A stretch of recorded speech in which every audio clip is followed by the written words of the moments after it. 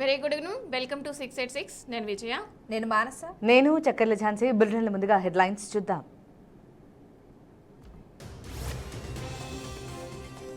CM Revanth Reddy ముందు 130 మంది మావోల లొంగుబాటు. లొంగిపోయిన వారికి పునరావాసం కల్పిస్తామన్న సీఎం హామీ.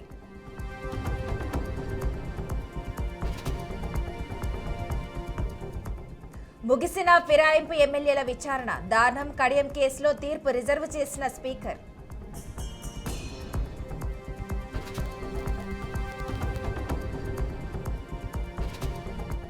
బీహార్లో బీజేపీ సర్కారు ఏర్పాటుకు రంగం సిద్ధం. సీఎం రేసులో సామ్రాట్ చౌదరి, నిత్యానందరాయ్.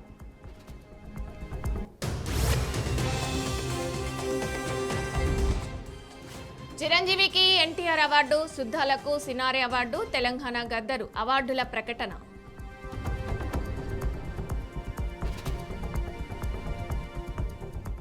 ఇవాళ రాత్రికి బాంబుల మోత మరింత పెంచుతాం. ఇరాన్కు అమెరికా డెడ్లీ వార్నింగ్.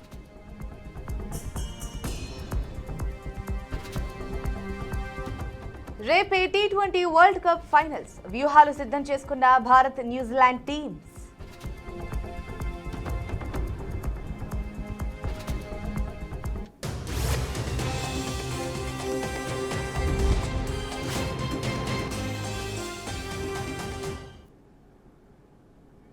ఇక అప్డేట్స్ చూసుకుంటే మావోయిస్టు ఉద్యమానికి సంబంధించి కీలక పరిణామం చోటు చేసుకుంది. సీఎం రేవంత్ రెడ్డి సమక్షంలో 130 మంది మావోయిస్టులు లొంగిపోయారు. ఇక ఈ లొంగుబాటు రాష్ట్రంలో సంచలనంగా మారింది. తెలంగాణ చరిత్రలో ఇదే అతిపెద్ద లొంగుబాటుగా అధికారులు పేర్కొంటున్నారు. ఇక లొంగుబాటులో దేవ్జీకి చెందిన పీపుల్స్ లిబరేషన్ గెరిల్లా ఆర్మీ దళం మొత్తం ఆయుధాలతో సహా లొంగిపోయింది. ఇక ఈ సందర్భంగా సీఎం రేవంత్ రెడ్డి మాట్లాడుతూ కీలక వ్యాఖ్యలు చేశారు. కొద్ది రోజుల క్రితమే పలువురు మావోయిస్టులతో సుదీర్ఘంగా చర్చలు జరిపినట్లు వెల్లడించారు.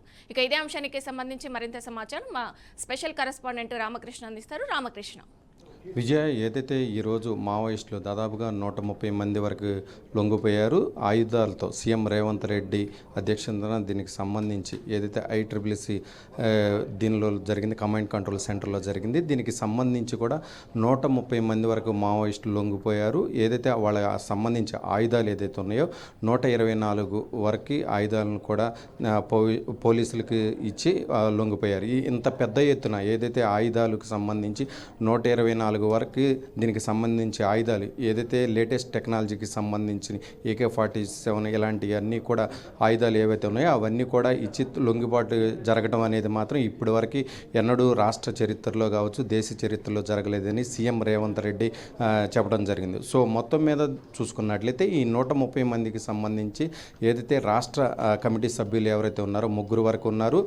దీనికి సంబంధించి ఏదైతే 46 మంది వరకు దీనికి సంబంధించి డివిజన్ కమిటీ సభ్యులు ఉన్నారు.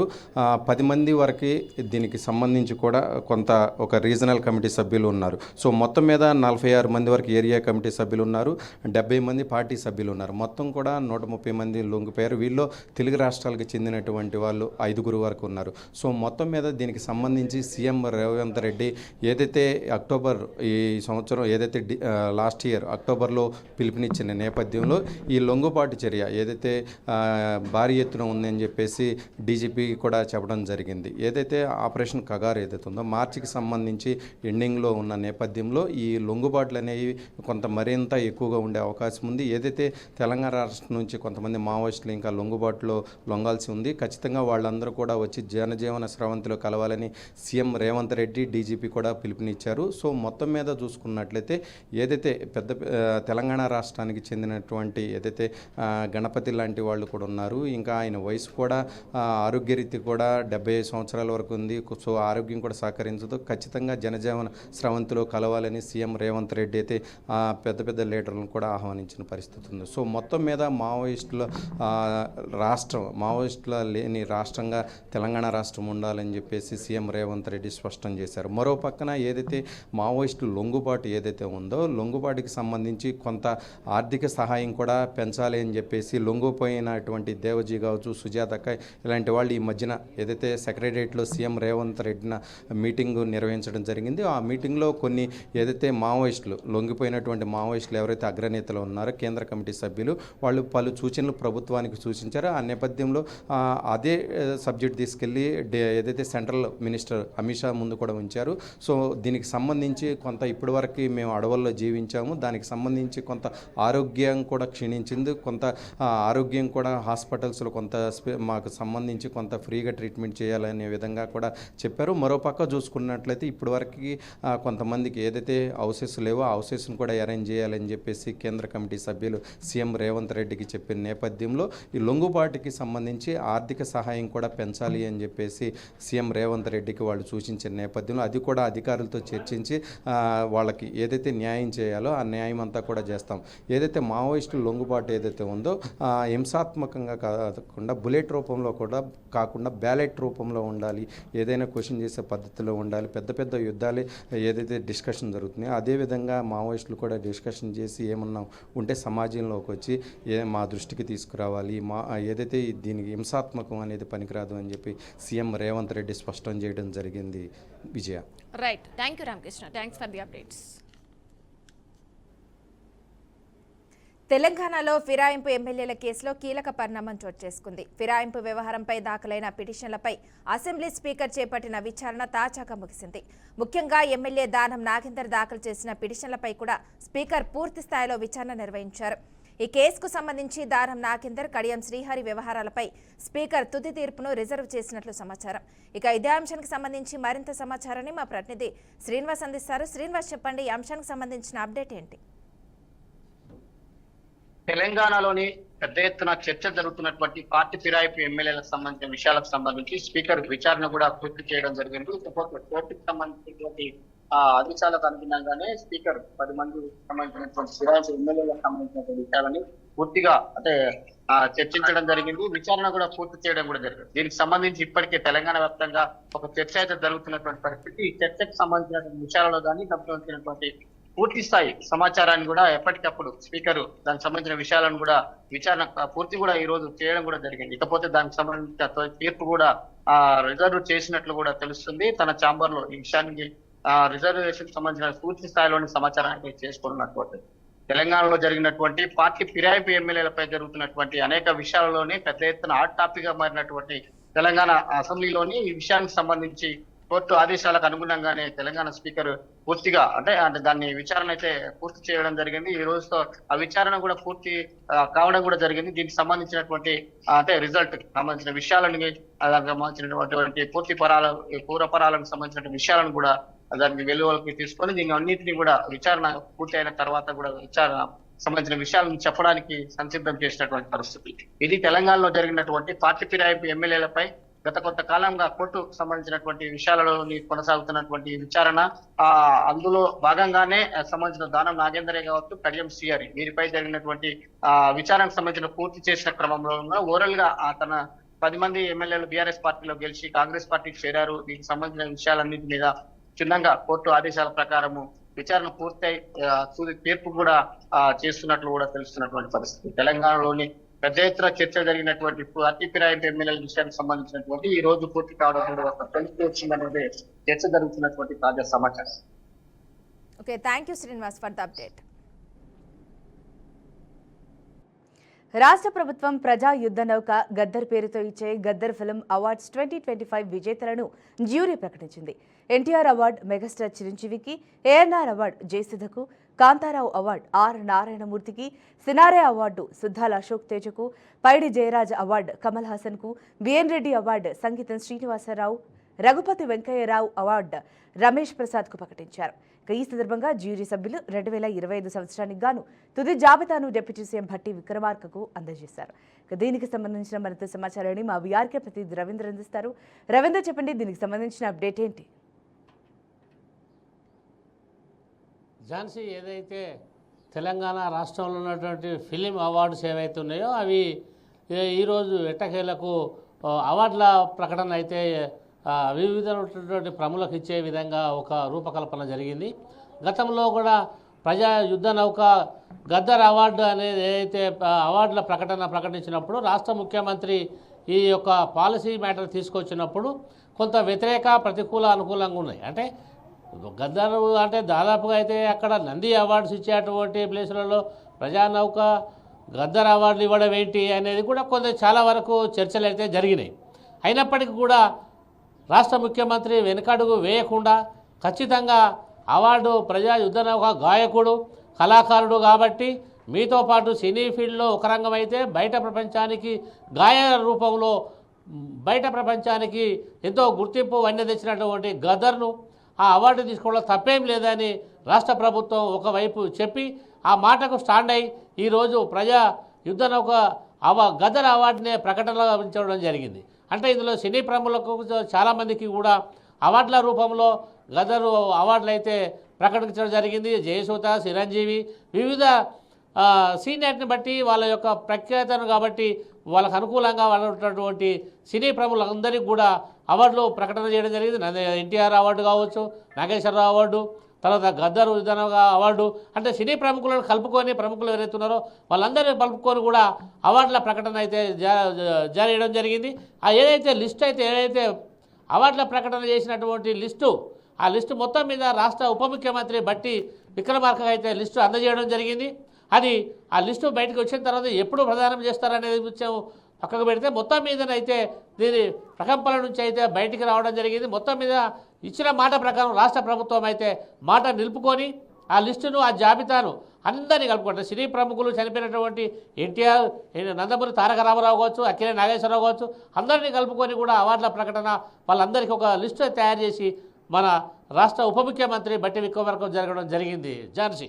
Right, thank you Ravindra for the update. ఇక బీహార్లో తొలిసారి బీజేపీ సర్కార్ ఏర్పాటుకు రంగం సిద్ధమైంది. సుదీర్ఘకాలం సీఎంగా కొనసాగిన నితీష్ కుమార్ త్వరలో రాజ్యసభకు వెళ్తుండటంతో కమలం పార్టీకి మార్గం సుగమనమైంది. దీంతో బీజేపీ నుంచి ముఖ్యమంత్రి పగ్గాలు ఎవరు చేపడతారనే విషయంపై తీవ్ర చర్చ మొదలైంది.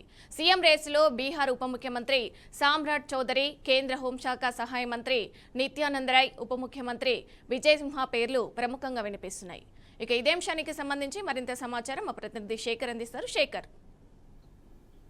ఎస్ విజయ, దేశవ్యాప్తంగా ఇప్పుడు ఇదే బీహార్ లో ఎవరు ముఖ్యమంత్రి కాబోతున్నారు. ఎందుకంటే నితీష్ కుమార్ రాజ్యసభకు వెళ్తారు అనేది సొంత పార్టీ కూడా ఊహించని ఒక పరిణామం బీహార్ లో. ఇప్పుడు ఈ నేపథ్యంలోనే బీహార్ ఒక రకంగా ఇప్పుడు బీహార్ లో భారతీయ జనతా పార్టీ ఒక సొంత పార్టీ ముఖ్యమంత్రి నియమించుకోబోతోంది. అది కూడా ఫస్ట్ టైం చాలా కొన్ని ఏళ్ల తర్వాత, కొన్ని దశాబ్దాల తర్వాత అని చెప్పుకోవాలి.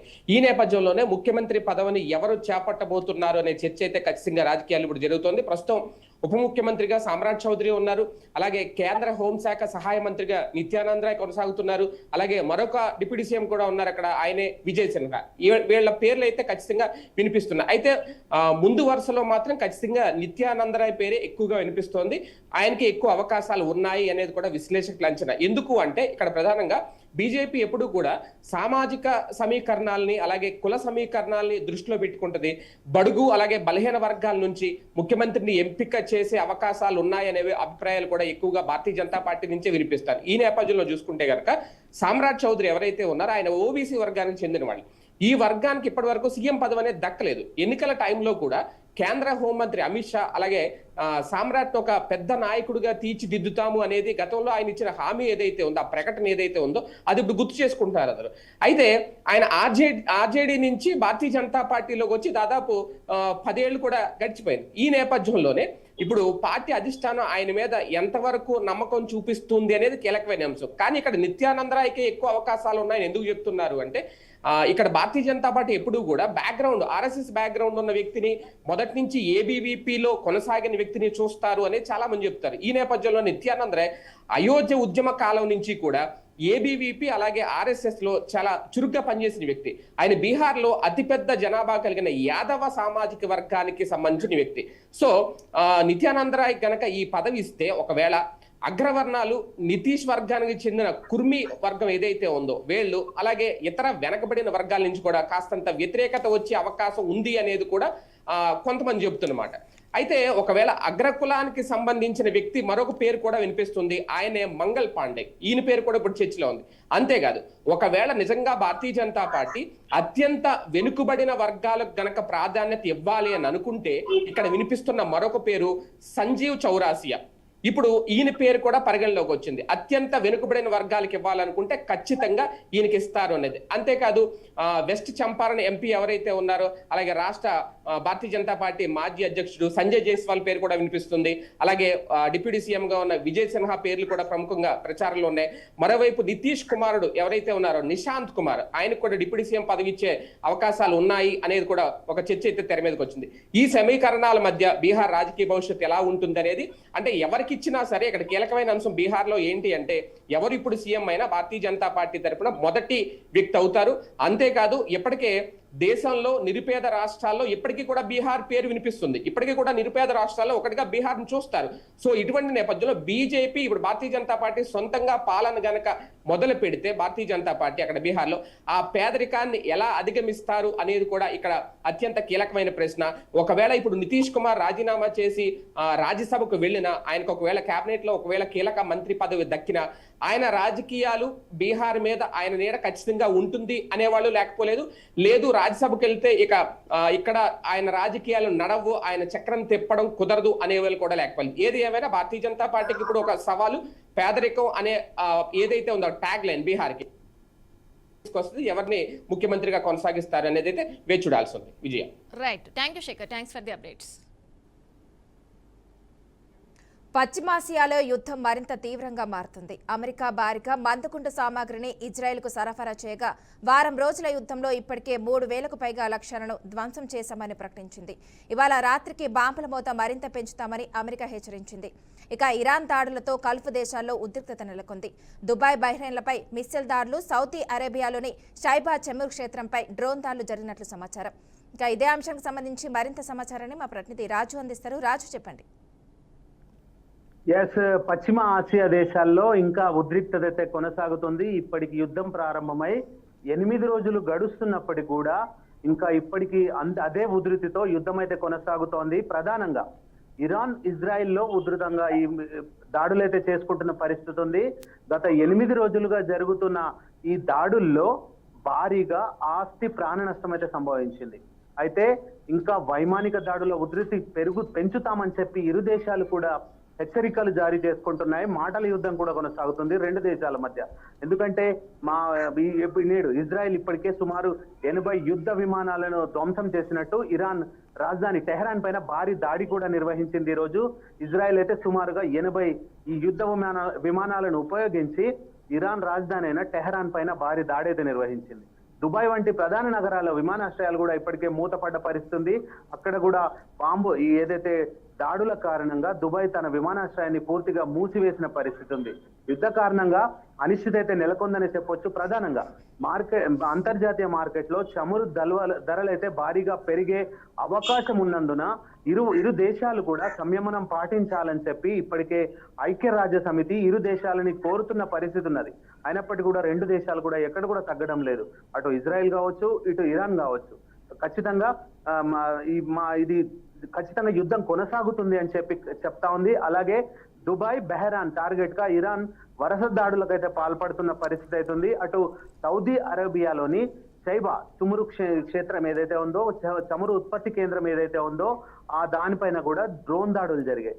దీంతో అక్కడ చమురు నిల్వలు చమురు ఉత్పత్తి అయితే పూర్తిగా ఆగిపోయింది.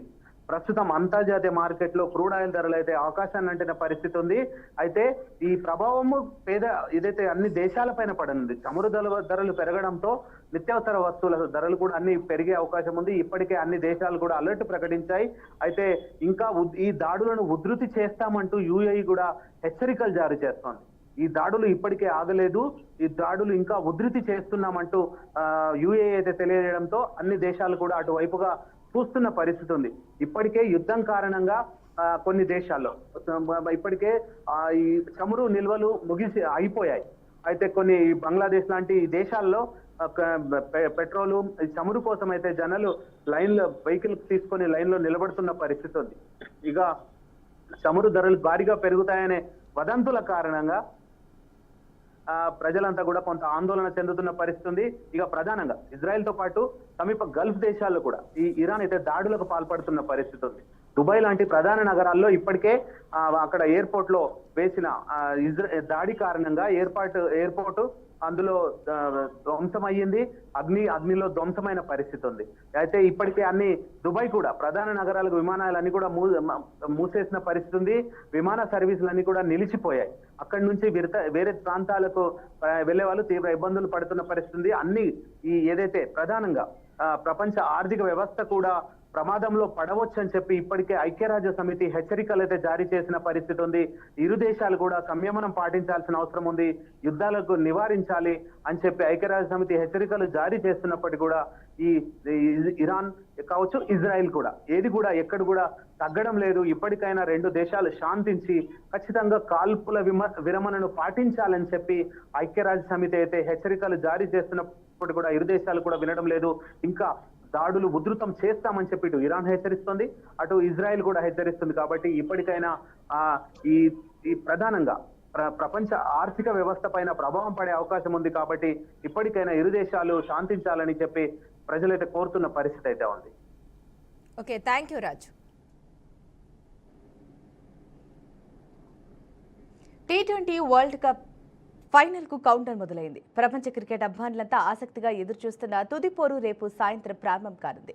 ప్రతిష్టాత్మక టైటిల్ను గెలుచుకునేందుకు టీమిండియా, న్యూజిలాండ్ జట్లు సిద్ధమయ్యాయి. ఒకవైపు మూడోసారి కప్ను గెలవాలని భారత జట్టు పట్టుదలతో కసరత్తు చేస్తుంటే, మరోవైపు ఇప్పటి వరకు ఒక్కసారి కూడా T20 వరల్డ్ కప్ గెలవని న్యూజిలాండ్ ఈసారి చరిత్ర సృష్టించాలని ఉవ్విళ్లూరుతోంది. ఇక దీనికి సంబంధించిన మరింత సమాచారాన్ని మా బీఆర్ ప్రతినిధి ప్రవీణ్ అందిస్తారు. ప్రవీణ్, చెప్పండి, దీనికి సంబంధించిన అప్డేట్ ఏంటి? ఝాన్సీ, చూసుకుంటా ఉంటే న్యూజిలాండ్ భారత్ మధ్య అయితే రేపు T20 world cup final match జరగబోతుంది నరేంద్ర మోడీ స్టేడియంలో. మొదటిసారి కెప్టెన్సీ చేస్తున్న సూర్యకుమార్ యాదవ్ కాడ ఇండియాను అయితే ముందుండి నడిపించి ఫైనల్ తీసుకెళ్ళడం చూడవచ్చు. రోహిత్ శర్మ, ఏదైతే కోహ్లీ ఎలాంటి దిగ్గజాలు లేకపోయినా సరే టీమిండియా అయితే ఈ టోర్నీలో ఫైనల్ వరకు చేరుకుంది. ఎన్నో ఒడిదుడుకుల మధ్య టీమిండియా అయితే ఫైనల్కి చేరుకోవడం అయితే ప్రేక్షకులకైతే ఎంతో ఆనందాన్ని, సంతోషాన్ని కలిగించే విషయం. ఎందుకంటే ఈ వరల్డ్ కప్ అనేది భారత శ్రీలంక సంయుక్తంగా నిర్వహిస్తుంది. ప్రధానంగా చూసుకుంటూ ఉంటే బలాబలాలు చూసుకుంటూ ఉంటే T20 వరల్డ్ కప్ లో ఇప్పటివరకు కూడా చూసుకుంటూ ఉంటే న్యూజిలాండ్ కి కొంతవరకు ఎడ్జ్ అనేది కనిపిస్తుంది. ఎందుకంటే గత ఎప్పటి నుంచి అయితే 2007 నుంచి ప్రారంభమైన వరల్డ్ కప్ లో ఇండియా న్యూజిలాండ్ తలపడిన ప్రతిసారి కూడా న్యూజిలాండ్ గెలవడం చూసారు. 3 సార్లు కూడా భారత్ అయితే న్యూజిలాండ్ ఓడించడం చూసారు. అలాగే ఈసారి 2021లో న్యూజిలాండ్ అయితే కొంచెం ఫైనల్ మ్యాచ్ ఆస్ట్రేలియాపై ఓడిపోవడం, అలాగే న్యూజిలాండ్ జట్టు చూసుకుంటా ఉంటే ఇక్కడ చాలా స్ట్రాంగెస్ట్ గా కనిపిస్తా ఉంది. ఎందుకంటే బలమైన ఈ టోర్నీలో బలంగా ఒక్క మ్యాచ్ కూడా ఓడిపోలేని సౌత్ ఆఫ్రికాను ఈ సిరీస్ లో ఈ యొక్క వరల్డ్ కప్ లో సెమీఫైనల్ లో ఓడించి సౌత్ ఆఫ్రికా ఆశలను అయితే గల్లంతి చేసింది. అలాంటి స్ట్రాంగెస్ట్ టీం పైన ఆలిన న్యూజిలాండ్ క్రికెటర్ ఓపెనర్ కాడ సెంచరీతో చెలరేగడం, అలాగే ఆ టీం కున్న ప్రధాన బలం కాడ స్పిన్ బౌలింగ్, అటు శాంతనర్ కావచ్చు, అటు ఇష్టోది కావచ్చు, ఏదైతే ఎకనామీతో 7.5 ఎకనామీతోనే వాళ్ళు బౌలింగ్ చేయడం స్పిన్ బలం. మన స్పిన్ బలంకి వస్తే ఇండియా స్పిన్ బలం చూస్తే 8.5 వరకు ఇక్కడ పరుగులు ఇస్తున్నారు ఓవర్కి. అలాంటి పరిస్థితుల్లో కొంతవరకు న్యూజిలాండ్ స్పిన్ బలం అనేది స్ట్రాంగ్ గా ఉంది. ప్రధానంగా నరేంద్ర మోడీ స్టేడియం చూసుకుంటూ ఉంటే సెంట్రల్ గా చూసుకుంటూ ఉంటే 11 పిచ్లు అనేవి అందుబాటులో ఉంటాయి. అందులో black soil pitch, red soil pitch. Black soil pitch మీద కానీ మ్యాచ్ జరిగితే స్టార్టింగ్ నుంచి ఇక్కడ పరుగులు వరద పాడే అవకాశం ఉంది. మనం ఏదైతే సెమీఫైనల్లో 200 మార్క్స్ చేరిందో అలాగే ఈ ఫైనల్ మ్యాచ్ లో 200 స్కోర్ చేరే అవకాశం ఉంటుంది. అలా కాకుండా రెడ్ సాయిల్ పిచ్ కానీ తీసుకుని వస్తే రెడ్ సాయిల్ పిచ్ అనేది క్రమంగా అనేది స్పిన్ కి అనుకూలంగా ఉంటుంది. అలాగే స్పిన్ లో కూడా భారత్ అయితే కొంతవరకు బలంగానే కనిపిస్తుంది. అయితే ఏదైతే కులదీప్ యాదవ్ని ఆడించాలా పిచ్ ని బట్టి, అలాగే ఫాస్ట్ బౌలింగ్ కలిగి అనుకూలిస్తే సిరాజ్ ని ఆడించాలా అనేది కూడా టీమ్ మేనేజ్మెంట్ అయితే మ్యాచ్ ముందు వరకు వేచి చూసే అవకాశం ఉన్నది. అలాగే మ్యాచ్ లో సంజు శాంసన్ ఓపెనింగ్ అనేది టీమిండియాకి ప్రధాన బలంగా చేకూర్చవచ్చు. ఎందుకంటే ఏదైతే టీమిండియా సెమీఫైనల్ కి చేరాలనుకున్న టైంలో వెస్టిండీస్ పై అతను ఆడిన నాక్ గానీ, అలాగే నిన్న ఏదైతే మ్యాచ్ లో అతను చూపించిన నాక్ గానీ మా ప్రేక్షకులను అయితే ఎంతో కట్టిపడేసింది. ఇంగ్లాండ్ కూడా ఎంతో తగ్గ పోరుతో మ్యాచ్ లో ఆడినా కానీ ఏదైతే సంజు శాంసన్ ఆడిన విధానం కానీ, అలాగే జస్ప్రీత్ బుమ్రా లాంటి బౌలర్ ఇండియాకు ఉండడం కూడా ప్రధాన బలంగా చెప్పుకోవచ్చు. ఈ మ్యాచ్ లో వాద్యంతో ఇండియాలోనే ఎక్కువగా క్రికెట్ ఫ్యాన్స్ అయితే ఉంటారు. ఇక్కడ ఐపీఎల్ కూడా ప్రధానంగా జరుగుతూ ఉంటుంది. ఈ ఐపీఎల్ మ్యాచ్లు కూడా ఎక్కువగా నరేంద్ర మోడీ స్టేడియంలో జరిగినప్పుడు గతంలో గుజరాత్ టైటన్స్ కి కెప్టెన్సీ చేసిన హార్దిక్ పాండ్యా కూడా టీంలో ఉన్నాడు. టీంలో ఆల్రౌండర్ పాత్ర పోషిస్తూ ఉన్నాడు. అలాంటి హార్దిక్ పాండ్యా ఈ మ్యాచ్ లో కూడా కీలకంగా మారే అవకాశం ఉంది. ఎందుకంటే ప్రధానంగా పిచ్ కానీ బౌలింగ్ కి కొంతవరకు అనుకూలిస్తే స్లో యార్కర్స్ తో హార్దిక్ పాండ్యా కూడా చెలరేగే అవకాశాలు కల్పిస్తూ ఉన్నాయి. ప్రధానంగా టీమిండియా చూసుకుంటూ ఉంటే లెఫ్ట్ అండ్ రైట్ కాంబినేషన్, ఎవరైతే బ్యాట్స్మెన్ అవుట్ అవుతున్నారో అతని స్థానంలో వచ్చే బ్యాట్స్మెన్ కూడా రైట్ హ్యాండ్ అని దించాలా లెఫ్ట్ హ్యాండ్ అని దించాలా అంటూ కూడా కన్ఫ్యూజ్ చేసే పరిస్థితుల్లో అయితే అవతల టీంకి అయితే స్ట్రాటజీస్ అయితే వీలు లేకుండా కూడా జరుగుతుంది. ఓవరాల్ గా ఈ మ్యాచ్ ఆద్యంతం పోయే కొందిని కాడ ఎటువంటి పిచ్ నుంచి సహకారం అందిస్తే 200 మార్క్ చేరుతుంది. పిచ్ నుంచి కానీ బౌలింగ్ అనుకూలిస్తే భారత్ బౌలర్లు విజృంభించే అవకాశాలుగా కనిపిస్తున్నాయి ఇక్కడ చెప్పొచ్చు Jhansi. Right, thank you Praveen for the update. ఇవి 6 at 6 updates. Keep watching BRK news. తెలుగుడి సత్తా.